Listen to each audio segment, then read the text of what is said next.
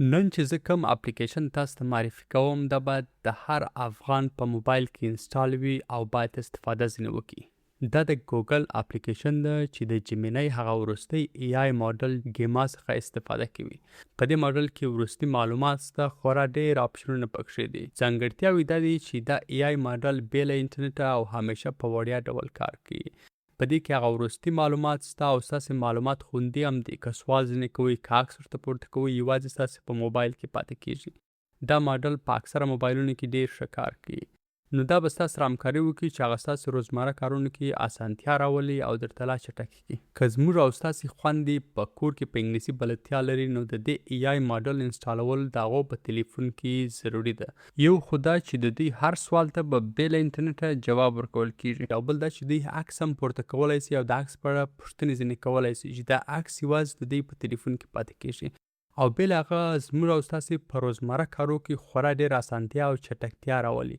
راځئ د ټولو به زه د مثالو سره په عملي ډول در وښیم. په خپل موبایل کې پلی سټور یا اپ سټور را خلاص کړئ، د ګوګل ای آی ایج ګالري اپلیکیشن را ډاونلوډ او انسټال یې کړئ. کله چې مو انسټال کړئ اپلیکیشن به خلاص کړئ، ای آی چاټ باندې به کلیک وکړئ او د ای آی ماډل به را انتخاب کړئ او موږ د ګاما 4 ماډل را انتخابوو. اوس به پر خپل موبایل وای فای او انټرنیټ دواړه بند کړو نو زموږ ای آی ماډل اوس فعال سو. اوله برخه یې د ای آی چرته دلته تاسې د هر موضوع په اړه هر څونه سوالونه ځینې کولی سئ. تاسو ته بې محدودیته او همیشه په وړیا ډول بې انټرنیټه او تیز جواب به درکوي. مثال پر زه ورته وایم چې ماته یو پروپوزل خلاصه که، سمري راته ولیکه او د پریزنټیشن لپاره 4 سلاید راته جوړ کړه. تاسو ایمیل په لیکلی سئ، یو متن په خلاصه کولی سئ، ترجمه په کولی سئ، کاري پلان په جوړولی سئ، د انګلیسي زده کړې لپاره استفاده ځینې کولی سئ او دې ته ورته هر سوال ځینې کولی سئ. دوهم کار چې کوي د اسک ایمیج ده. په دې برخه کې تاسو یو عکس یا عکسونه ای آی ته پورته کوئ او بیا پوښتنې ځینې کوئ چې د عکس په اړه تاسو ته معلومات درکړي. د مثال په ډول زه 2 عکسه ورته پورته کوم او ورته وایم چې د عکسونه د څه شي په اړه دي او د څه شي لپاره استعمالیږي. دې ته ورته تاسې په یو ځل 10 عکس ورته پورته کولی سئ او دا کار په څو ځلې کولی سئ. یا تاسې کولی سئ د خپلو کتابونو څخه عکسونه واخلئ او بیا ورته ووایاست درته تشریح کړي یا خلاصه کړي درته. یا مثلا د بیل څخه عکس اخلئ، ورته ووایاست چې دغه مجموعه راکړه او تاریخ یې راته ووایه. یا په یو تخته کې لیکل سوی متن ده، د هغه څخه عکس اخلئ، ورته ووایاست چې کاري پلانونو لیست راته جوړ کړه. یا مو موټر یو ځای خراب سوی، د هغه څخه عکس اخلئ، ورکوئ چې درته ووایي چې کوم ځای خراب سوی. دې ته ورته پلس هاو نور کارونه دي چې تاسې کولی سئ د دې ماډل څخه په وړیا ډول د عکس په مرسته ګټه ځینې واخلئ. دریم ماډل یې اډیو سکرایب ده. دا ماډل صوتي پیغامونه په متن بدلوي او یا هم ژباړي. د مثال په ډول زه ورته وایم وایب کوډینګ څه شي ده. Can you explain what's vibe coding؟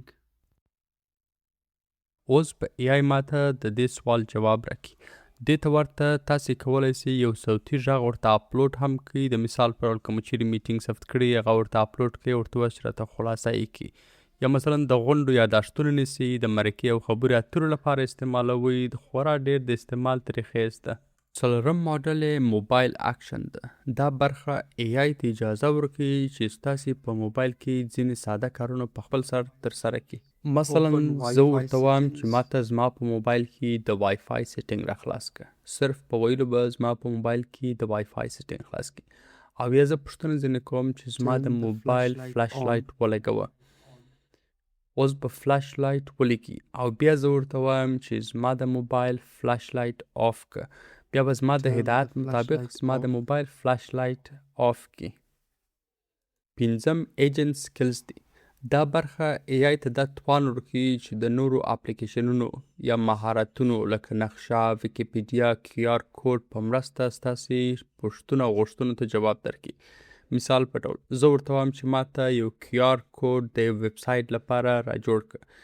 اوس به دا ماډل بې له دې چې انټرنیټ ته وصل وي تاسو ته به کیو آر کوډ جوړ کړي. دې ته ورته تاسې سوال ځینې کولی سئ چې تاسو ته په کلنډر کې د سبا د جلسې لپاره وخت وګورئ. یا مثلا په ویکیپیډیا کې د افغانستان تاریخ په اړه معلومات درکړي یا د ګوګل ماپ په نقشه کې د یو ځای پیدا کولو کې مرسته درسره وکړي. حتی کولای شي چې د ګیټ هاب څخه نور مهارتونه را ډاونلوډ کړي او دلته بیا استفاده ځینې وکړي. شپږم اپشن د پرومپټ لاب یا د لارښوونې لابراتوار. دلته تاسې کولای شئ مختلف پرومپټونو څخه استفاده او ټیسټ کړئ. د مثال په ډول د یو ایمیل لیکلو لپاره موږ 6 طریقې لرو چې رسمي غواړئ، غیر رسمي غواړئ، دوستانه غواړئ، مثلا د انرژي څخه ډک غواړئ. دې ته ورته د یو متن د خلاصه کولو لپاره موږ تاسې 15 اپشن لرو چې یو متن څنګه درته خلاصه کړي، بولټ پوینټس ولري، څو دانې ولري، څنګه خلاصه کړي درته. او د پروګرامینګ لنګویج لپاره موږ تاسې تقریبا 8 لارښوونې او ژبې لرو چې هم یې زده کړو هم یې پریکټیس کړو دلې.